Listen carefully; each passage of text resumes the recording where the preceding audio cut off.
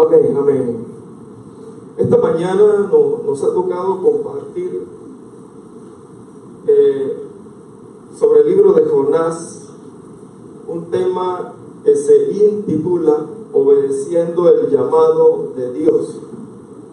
Y digo se intitula porque no es el título del libro, sino que es el título que hemos ajustado tomando el libro como referencia para la enseñanza.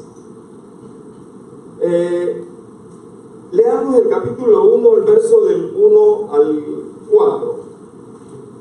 Después de tarea leemos todos los capítulos del 1 al 4, pero ahora vamos a ver los versos del 1 al 4 del capítulo 1.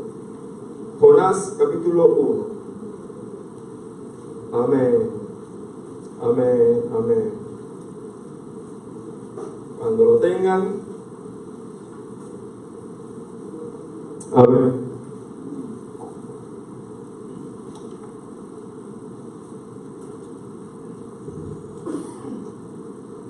Dice así la palabra del Señor. Vino palabra de Jehová a Jonás, hijo de Amitai, diciendo: levántate y ve a Nínive, aquella gran ciudad, y pregona contra ella, porque ha subido su maldad delante de mí. Y Jonás se levantó para huir de la presencia de Jehová a Tarsis, y descendió a Jope, y halló una nave que partía para Tarsis, y pagando su pasaje, entró en ella para irse con ellos a Tarsis, lejos de la presencia de Jehová. Pero Jehová hizo levantar un gran viento en el mar, y hubo en el mar una tempestad tan grande que se pensó que se partiría la nave. Esta mañana, reflexionando sobre el libro de Jonás, nos damos cuenta que aunque solo tiene 4 capítulos, no deja de ser un poquito complicado el libro de Jonás. Y no deja de ser complicado porque es, a diferencia de los otros profetas de Israel, él es, yo diría, la excepción a la regla.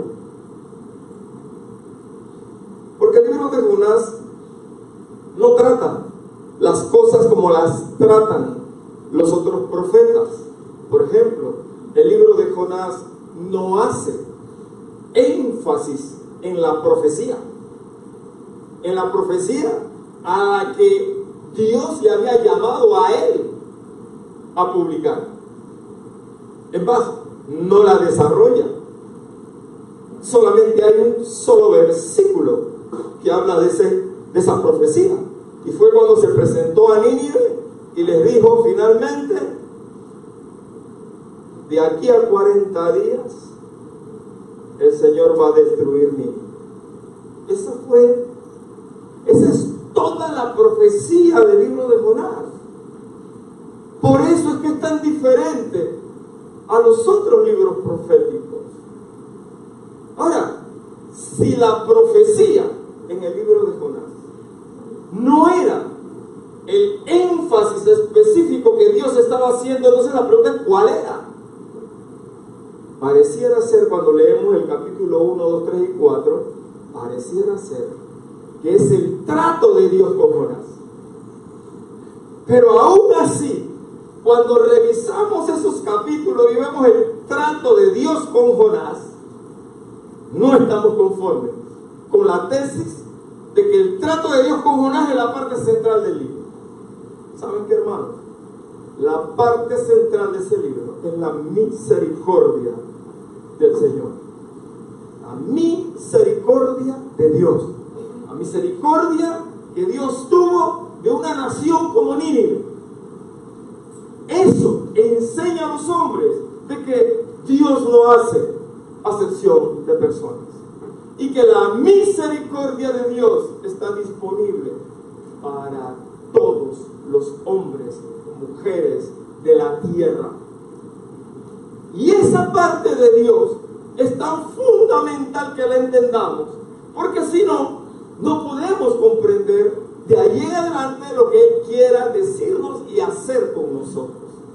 Ahora bien, entendiendo que la Biblia es un libro antiguo, entendiendo que la Biblia tiene un mensaje antiguo y entendiendo que la Biblia tiene un pensamiento antiguo, es menester que entendamos y nos ubiquemos en el entorno antiguo para entender el mensaje original y luego entonces traerlo a nuestro siglo XXI y poderlo interpretar. Así que vamos a tratar esta mañana de hacer un ejercicio. Quizá la palabra Nínive no significa mucho para muchos de nosotros. Quizá la palabra Mesopotamia no significa mucho para muchos de nosotros, salvo lo que hayamos estudiado en el colegio o lo que sea. Quizá no estamos muy relacionados con el entorno como la Biblia comenzó a coger cuerpo y comenzó a compilarse el canon del Antiguo Testamento. Quizá no estamos relacionados con nada de eso. Y no es el motivo de esta mañana compartir eso. Pero por lo menos necesitamos un atisbo para entender de qué es de lo que se trata el mensaje original. Porque de otra manera no lo podemos interpretar. Esta región donde estaba Nínive se llamaba Mesopotamia. Y en Mesopotamia, que estaba sentado sobre Asia, Mesopotamia significa entre ríos.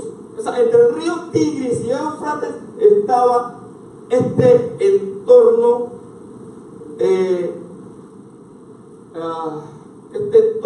iba a decir, físico, geográfico, gracias, geográfico, entre el río Tigris y Éufrates. Era un lugar rodeado de montañas y de valles, muy fértil, muy fértil. Y la datación que tenemos, históricamente hablando, sobre Mesopotamia data de 5.000 años antes de Cristo.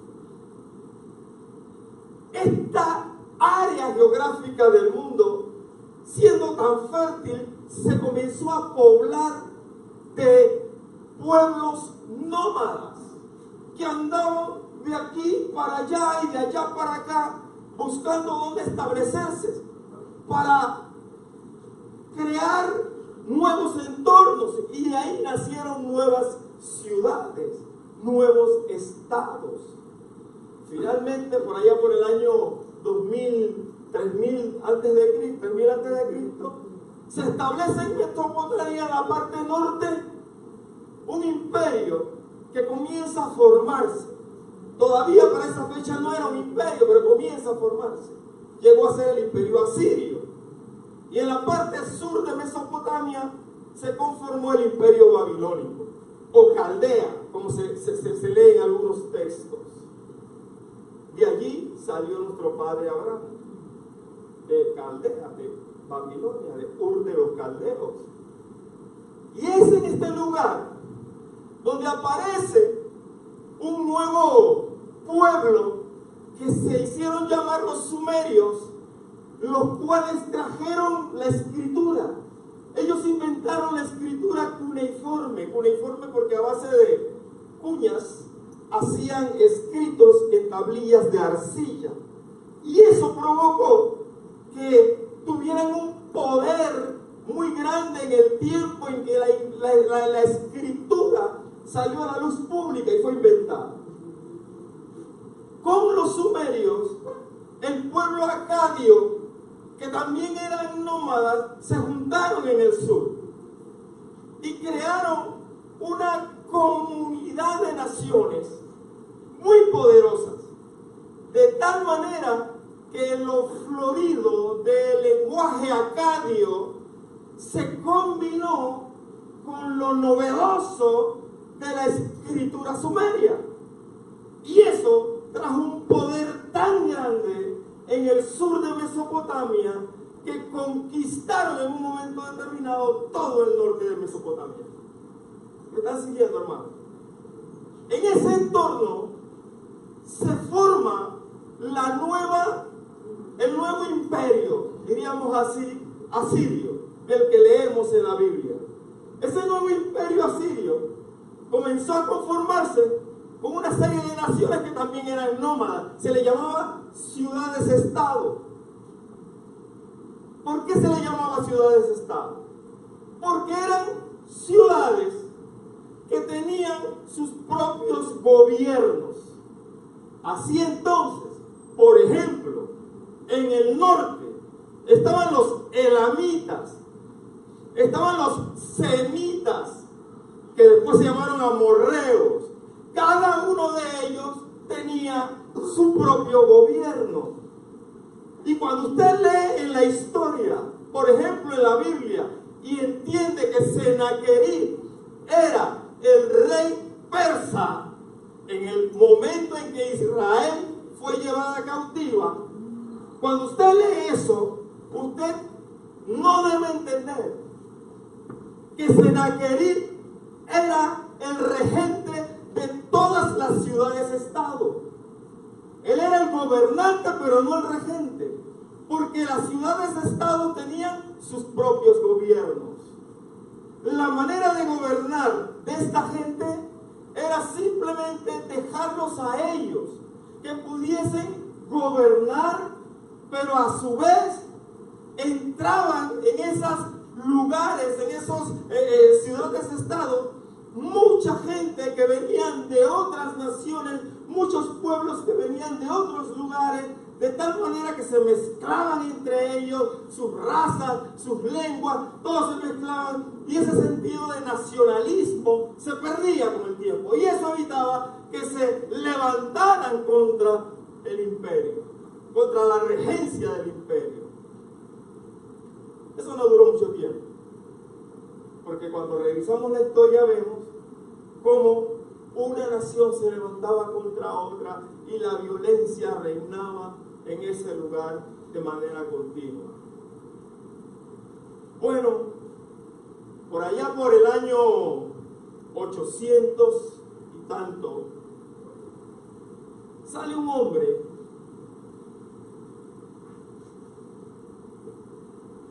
a predicar en un lugar que se llama Nínive.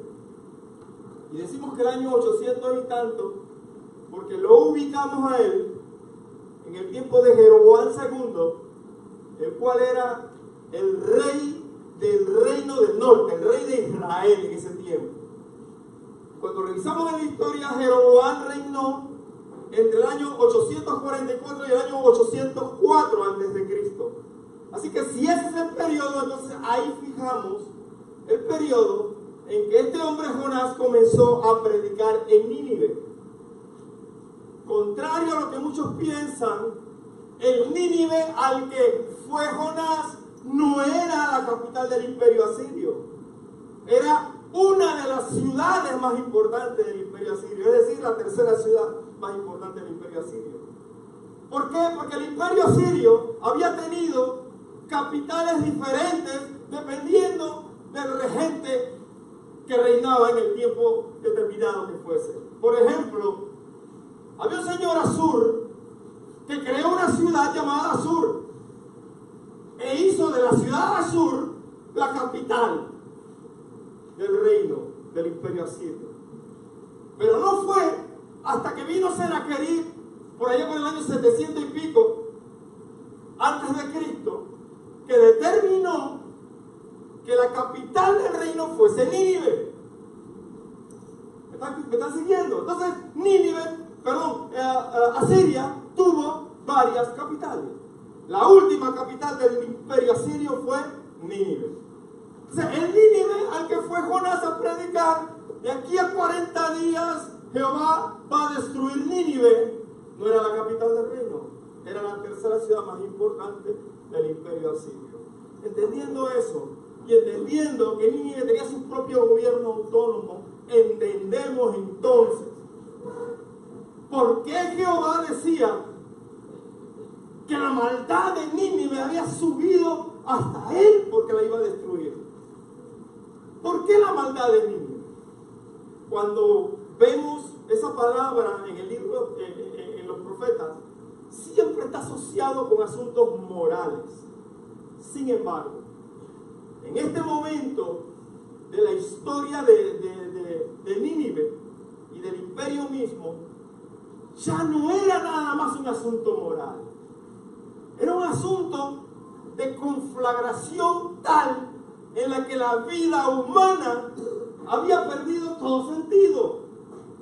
El poder tan grande que tenían los asirios, producto de su capacidad bélica, era tan grande que para esa fecha en que Jonás fue a predicar a Nínive,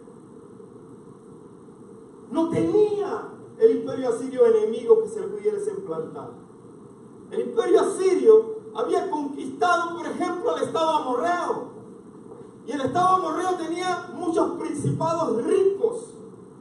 Claro, al tomar a esos estados ricos, la cantidad de dinero que entraba, la cantidad de poder económico que tenían, aumentó de manera descomunal. Entonces, este imperio se distinguió del resto en su capacidad bélica, producto de los impuestos que venían cobrando y llegando a las arcas del reino. Eso, unido a la cantidad de explotaciones de tipo de orfebrería, el hierro y otros metales, entonces, los enriqueció de manera descomunal. Y hablando del hierro, entonces, los empoderó para la guerra. Se crearon nuevas armas, a tal grado, imagínense ustedes, hermanos, hasta que ellos conquistaron a los amorreos, la manera como los asirios conquistaban a otras naciones, a otras ciudades, era a través del sitio. Usted lee Lamentaciones, el libro de Lamentaciones, y usted lee ahí el sitio de Nabucodonosor contra Jerusalén. Y usted ve lo que significa un sitio allí. Sitio, soldados rodeando una ciudad amurallada y no permitían que llegase alimento, agua, y la gente moría, la gente se debilitaba, hambre y sed. Pero ¿saben qué? También los soldados que estaban afuera, estaban impacientes porque querían entrar y terminar la misión y no podían. Habían sitios que duraban meses, otros duraban años. Pero con el hierro que esta gente podía obtener producto de los tributos que se les pagaban, inventaron nuevas armas. Tenían grandes arietes que montaban sobre aparatos de guerra y podían abrir boquetes sobre los muros y entrar inmediatamente y conquistar. Eso abrió la puerta para un nuevo estilo de guerra, a tal grado que cuando se oía de los sirios todo el mundo temblaba. No tenía quien les hiciese frente. En ese tiempo de poder, en ese tiempo de matanza, en ese tiempo de opresión, en ese tiempo de miseria humana donde la vida no vale nada, entró Jonás a hablar en el nombre del Señor. ¿Saben una cosa? En 40 días Dios va a destruir a Nínive. La pregunta que sobresale desde el principio, hermano. Si bien es cierto, Jehová dice a través del profeta que la maldad de ellos había subido delante de él y por esa razón había de desecharlos, no es menos cierto que Jonás no obedeció el llamado de Dios. Que dice la Biblia que Dios lo llamó y le dijo: levántate. Levántate cuando estás sentado, estás acostado. Yo no sé qué estaba haciendo el hombre, pero Dios le dijo: levántate, ven acá, quiero hablar contigo. Y le dijo que fuese y publicase lo que él le iba a decir.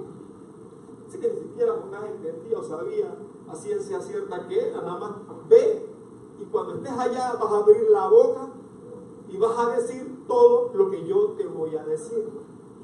¿Te conoce la obediencia de Jonás? Él dice: ¿quién? Yo.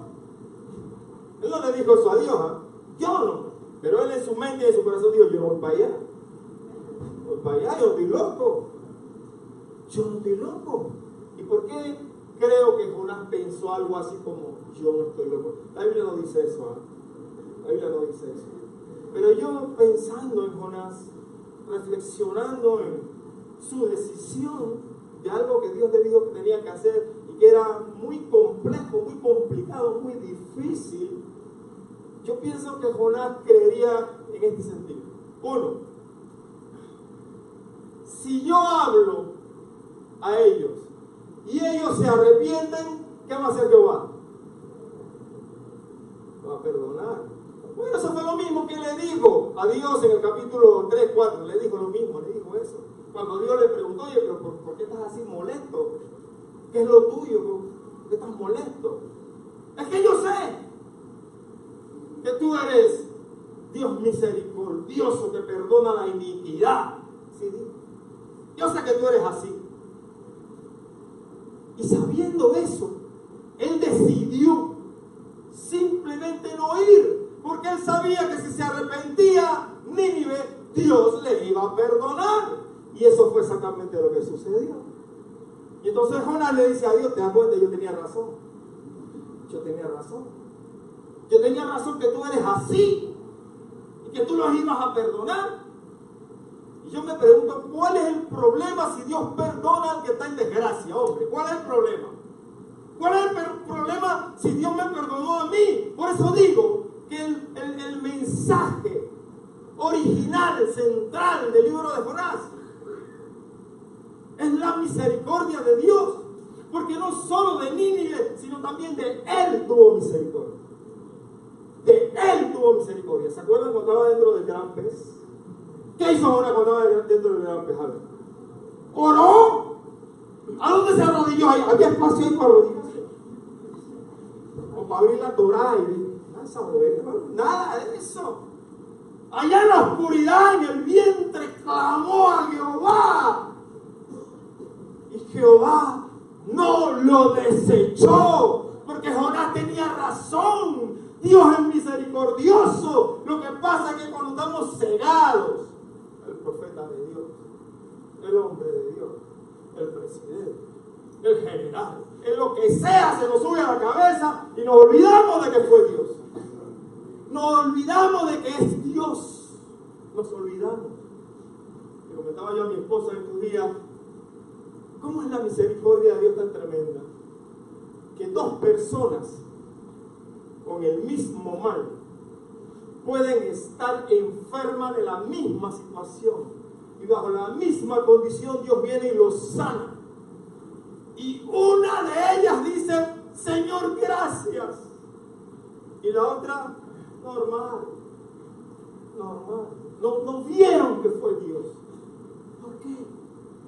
Yo creo que Jonás estaba viviendo ese momento. Estaba viviendo el momento en el que, hey, tú has tenido misericordia de ellos tal cual yo sabía. ¿Por qué no dijo? Como tuviste misericordia de mí. No lo vio, hermano. Y era el profeta de Dios. Era el hombre, pero no lo vio. Esta mañana, yo te invito a pensar. Mira, hermano, hoy celebramos la cena del Señor. Y es un momento especial para reflexionar, porque Dios de nosotros tuvo misericordia.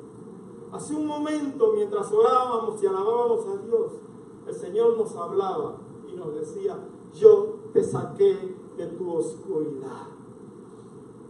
¿Sí? ¿Se acuerdan? ¿A cuántos de nosotros ¿Cuántos de nosotros creemos eso y lo internalizamos realmente y entendemos que de verdad, de veras, nos sacó de nuestra oscuridad? Entonces, hermano, de eso es de lo que se trata, de discernir a Dios, discernimiento espiritual, discernir a Dios, conocer a Dios, entender a Dios. Hermano, que el mundo y las cosas que nos rodean, los problemas que tenemos, los apuros que tenemos, la situación, la adversidad, las alegrías, lo que sea que nos rodee, no nuble nuestra mente y corazón, porque Él es Dios de misericordia. Él es Dios de misericordia. Allí cuando usted dice, nadie me puede ayudar. Y no estoy hablando de Chapulín Colorado. Nadie me puede ayudar. Están usted en situaciones así, en las que usted sabe que si Dios no interviene, usted no sale. Nadie me puede ayudar si Dios no interviene. Y Dios intervino. Y hoy estamos contando la historia. Eso le pasó a Jonás y no lo entendió. Y lo triste es que no lo entendió hasta lo último.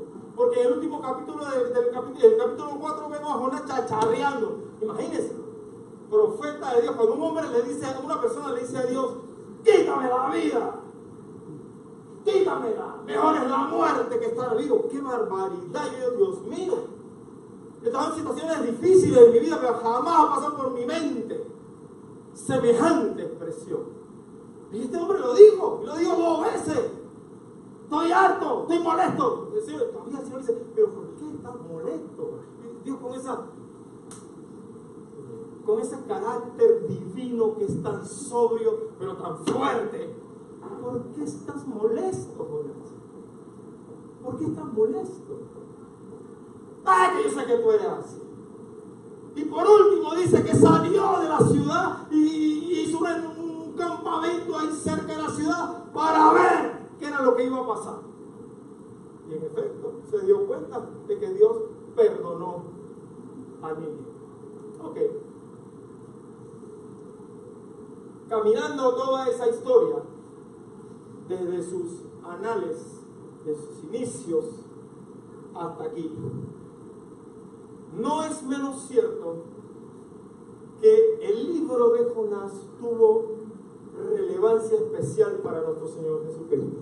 De hecho lo citó, y lo citó una vez. Estaban los escribas, estaban los hombres que se consideraban santos, que religiosamente gobernaban al pueblo. Fariseos, que eran los gobernantes religiosos de la época, eran los que estaban en la papa con el Imperio Romano.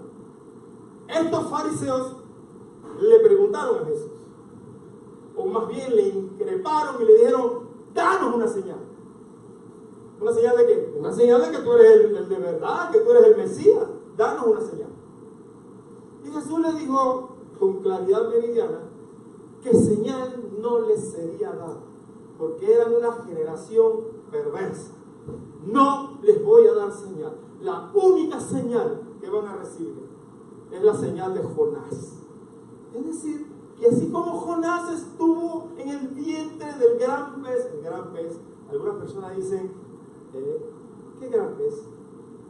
Algunas personas dicen, ¿era una ballena? La Biblia no dice que era una ballena. Dicen que era un tiburón. La Biblia dice que era un tiburón. Pero si era un gran pez, piense usted qué podría ser. Ese es el motivo de esta controversia. Seguimos adelante. Dicen por ahí que era un tiburón ballena, yo no sé. Sí, de verdad, yo no sé. Y eso es lo que dice por ahí, ¿no? Pero eso no es lo relevante. Lo relevante aquí es, estaba un hombre metido allá adentro por 3 días y 3 noches, y luego Jesús dice que esa es la única señal que van a recibir. La única. Así como Jonás estuvo en el vientre del gran pez 3 días y 3 noches, así el Hijo del Hombre estará.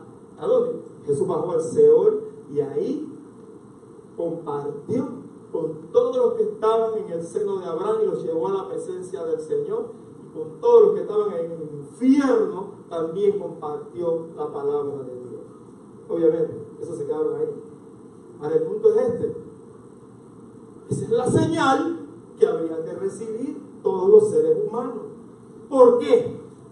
Jesús dijo simplemente porque Jonás llegó a Nínive y les compartió, y Nínive se arrepintió.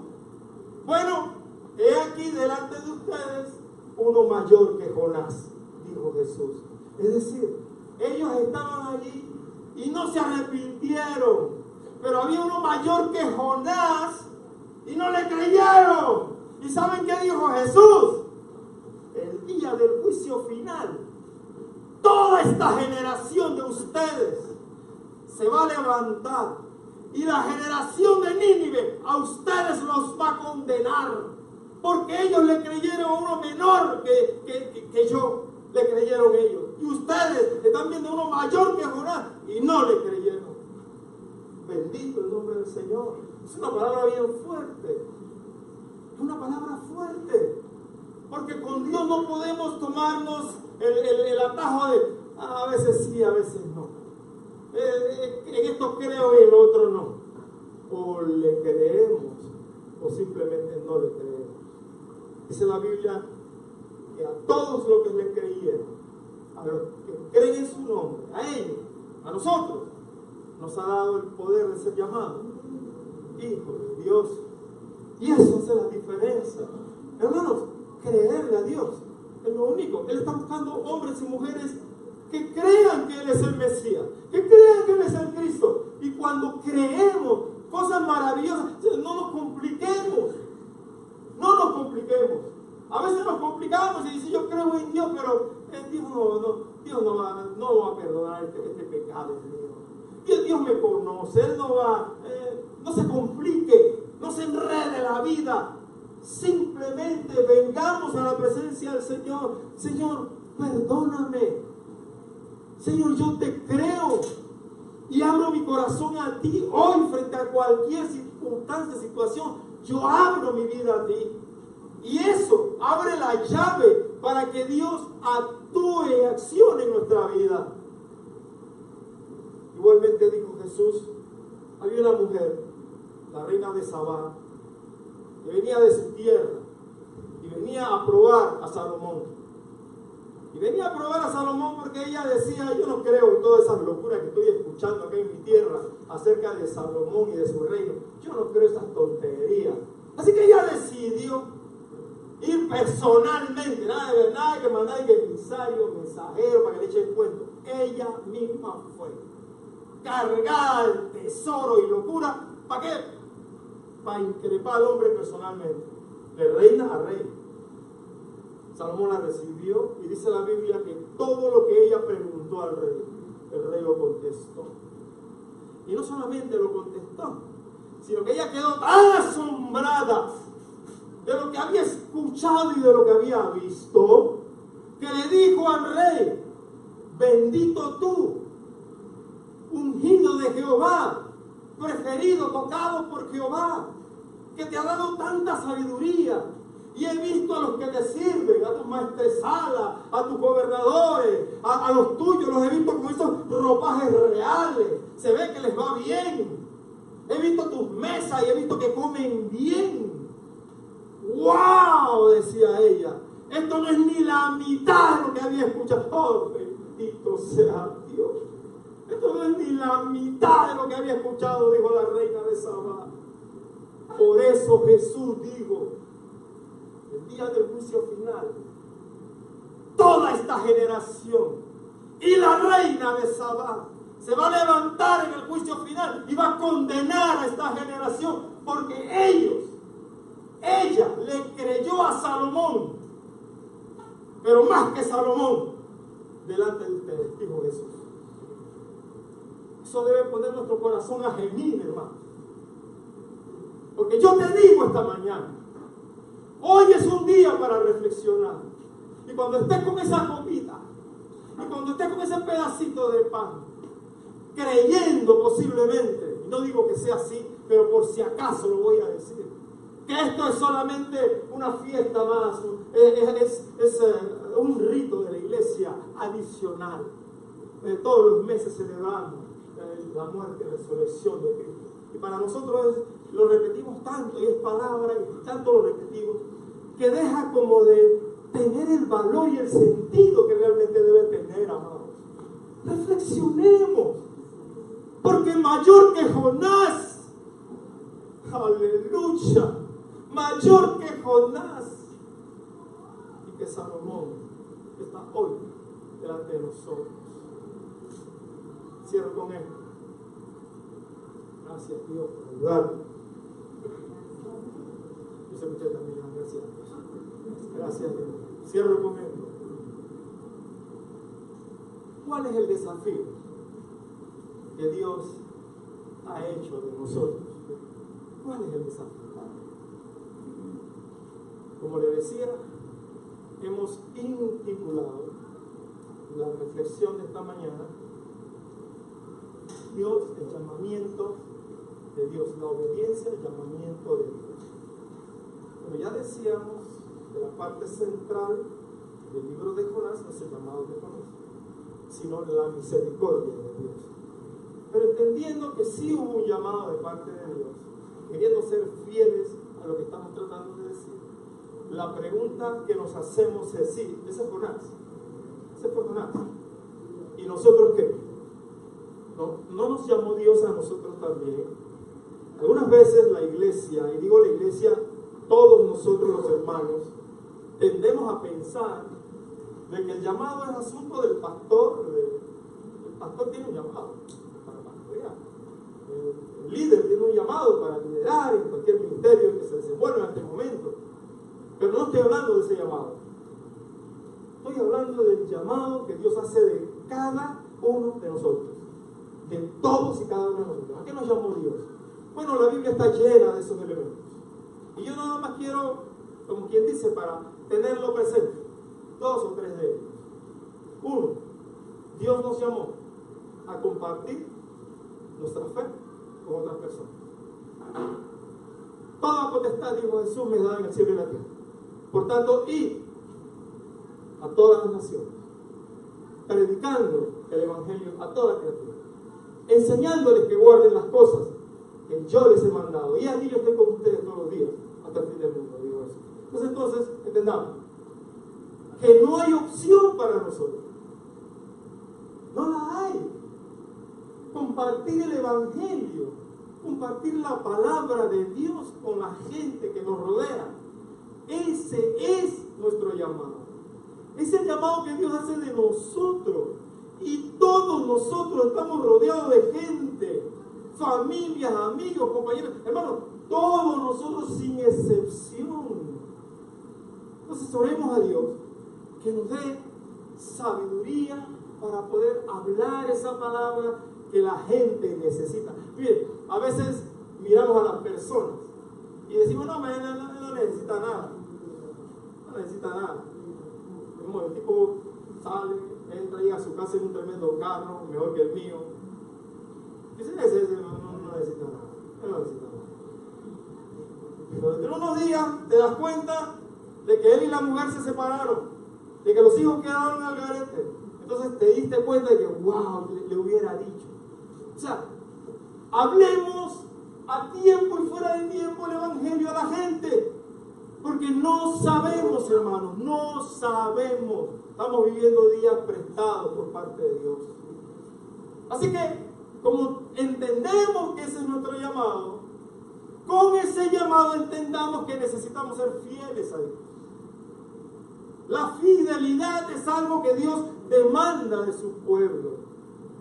Allá en el monte estaba Jesús hablando y decía Jesús: una ciudad asentada sobre un monte no se puede esconder. Asimismo, la luz del candelero, si la pone debajo del almud, a nadie se le ocurre semejante cosa, sino que la pone sobre el candelero para que alumbre a todos. Dijo Jesús: asimismo alumbre vuestro testimonio, vuestros actos, alumbre a los hombres, para que cuando ellos vean tu vida y la mía, glorifiquen a Dios que está en los cielos. Bendito sea el nombre del Señor. Entonces de eso está hablando, del testimonio de la iglesia, del testimonio de los hijos de Dios. A eso nos ha llamado Dios. Comparte la palabra, sé hombre de testimonio y finalmente sé un hombre y una mujer fiel a Dios. La fidelidad es algo que es intrínseco a Dios mismo y que por su Espíritu Santo nos lo ha dado a nosotros. Nosotros podemos ser fieles, hermanos. Nosotros podemos ser fieles.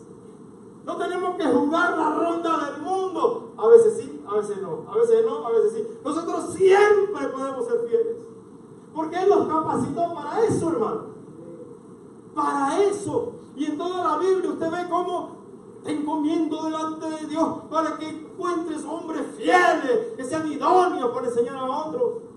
¿Se acuerdan en aquella visión cuando Juan dice, vi el cielo abierto y vi a uno que cabalgaba sobre un caballo blanco, el cual tenía una inscripción que decía, fiel y verdadero, fiel? Hermano,